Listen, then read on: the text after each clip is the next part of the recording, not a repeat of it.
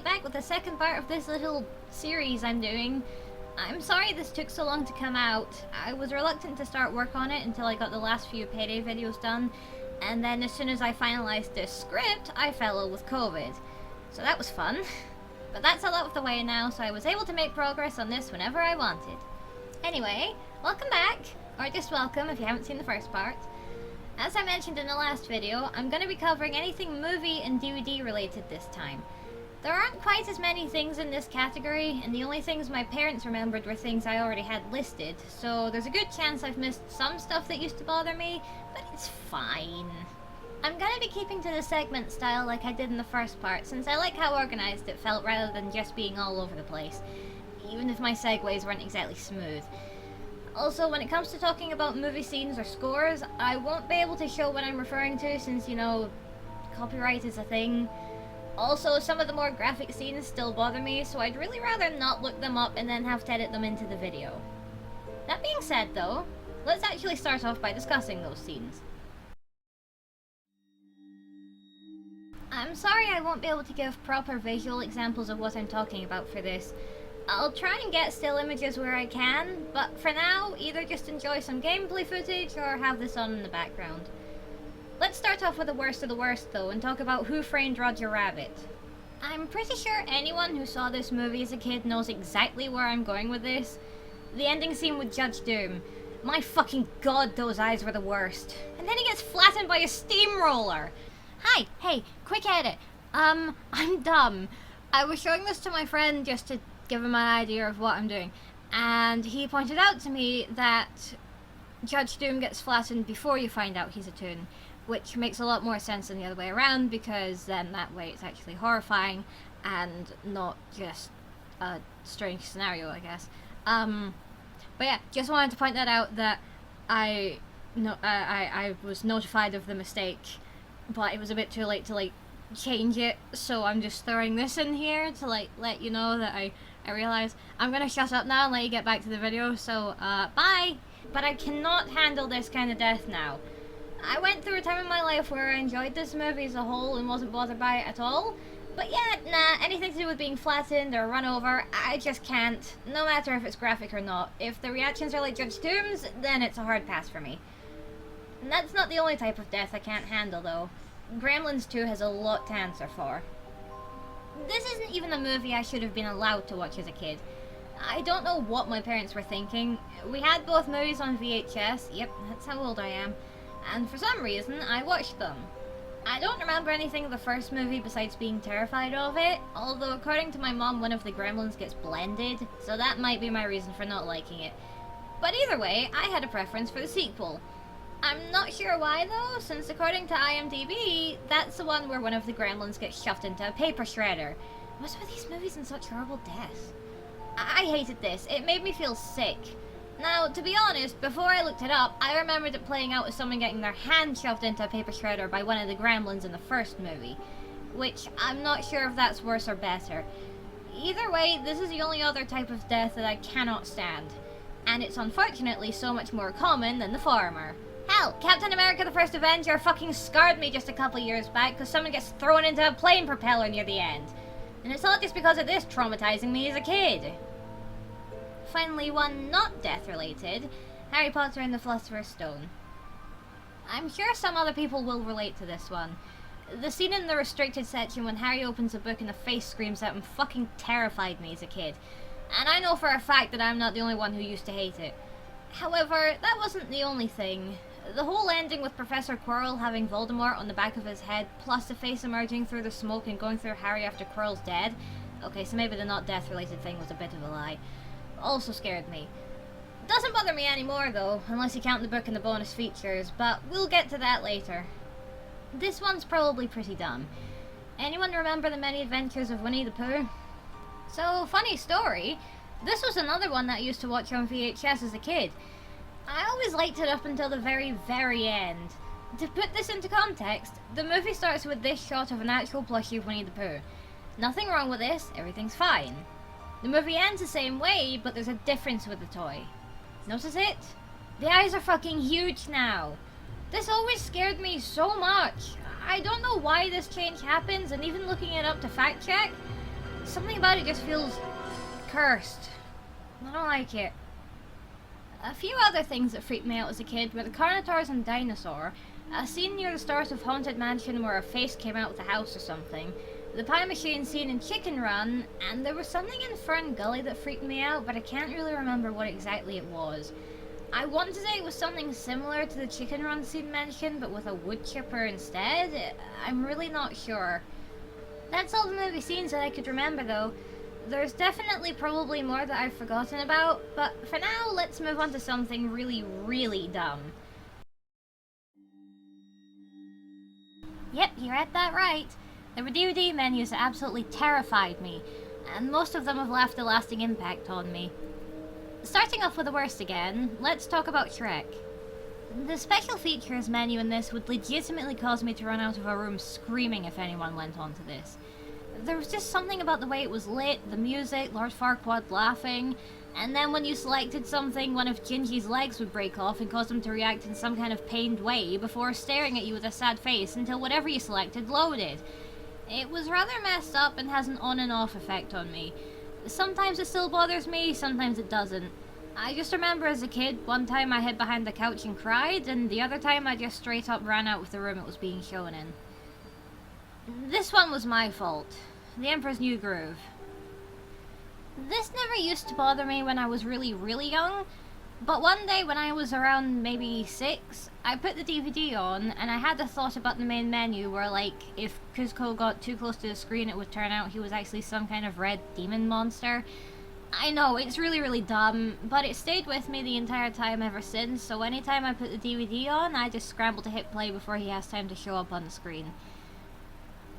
It's probably obvious by now that I like Harry Potter. Or at least the first 2 movies.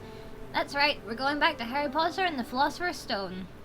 Practically everything about the second disc creeped me out as a kid, and honestly, it still makes me somewhat paranoid to this day. I remember once I got the video done of the Diagon Alley and Classrooms walkthrough, I ended up feeling really unsettled afterwards. There's something about the music and how dead some of the icons look. I mean, sure, I have a lot of nostalgia associated with this as well, but it's not something I would ever choose to have on late at night. The worst things for me are the music in the main area, the Diagon Alley wall, I've always thought it looked like a face, the lantern animation and music when you select it and it just levitates off into blackness, the potion hint in one of the classrooms as the legs of the candelabra behind it just look like really weird creepy legs and feet, and I avoid the library section like the plague due to the Screaming Book. Oh, also the image of Fluffy. Something about pitch black silhouettes bothers me, and the Aristocats doesn't help. So this was something that I thought was just a dumb thing that would have only affected me as a kid. But nope, I rewatched this on DVD just last year for a movie streaming thing I was doing, and the main menu had me paranoid for the rest of the night. It's this weird chimney thing in particular. I think it's because everything else, no matter how dark, has some level of detail to it, but this is just black. It doesn't fit right, and with it not even really resembling a regular chimney, yeah, doesn't feel right. The special features menu used to creep me out as well, but that was more down to the music.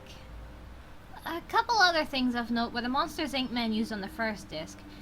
Basically all of them. I didn't like that there was just a pink claw on a black background. It really freaked me out as a kid, and I never went on to any of the other menus ever again besides the scene select. There was also the Harry Potter and the Prisoner of Azkaban main menu with a shrunken head. It never bothered me in the film, but it creeped me out on the menu. And lastly, there was a Scrat Reveal sub-menu in the special features of Ice Age. I never liked that it was just a freeze frame of Scrat getting struck by lightning. However, this is more similar to the Emperor's New Groove and Aristocats ones, where it didn't scare me at first, but something about it got to me over time. There's not a lot of super specific things left now, so let's just finish with everything and anything else. Just like in the last video, let's get the smaller things done and out of the way first, shall we? First of all, there was a game on the Harry Potter and the Prisoner of Azkaban second disc called Quest of Sir Cadogan. If I remember correctly, this was one of those old pick the right direction before time runs out games. But at one point, I remember he would fall off a balcony if he didn't pick anything, or picked forward, I can't remember. And when he landed, there would be some kind of splatter on the ground. I think it might have been red as well, so needless to say, I didn't play it super often after that. Second is something that I was only reminded of when I did the previously mentioned Aristocats movie stream last year. When I was a kid, if it ever came up, I would skip the Disney Videos animation as soon as I saw it pop up. I don't know why, I think it was a mixture of the music going from relatively quiet to super loud and the balls floating about weirdly to form a Mickey silhouette, and once again, pitch black colouring with only a small white shine. Didn't like it. Something a bit more notable though was the dinosaur game Aladar's Adventure. I had the correct caves memorized to a fucking T just to not risk accidentally going into a cave that had a Carnotaur encounter. That shit traumatized me.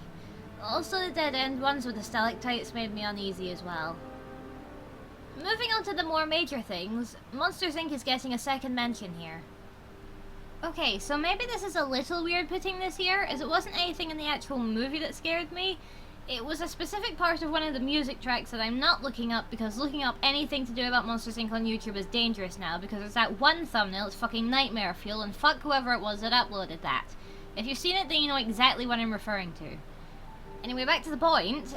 The track Sully and Mike, thank you to Mr. Redman for looking that up for me, love you, mwah, was used throughout an old Flash game on the Monsters Inc. website where you got to go around the Monsters Inc. facility and find various objects scattered throughout the place.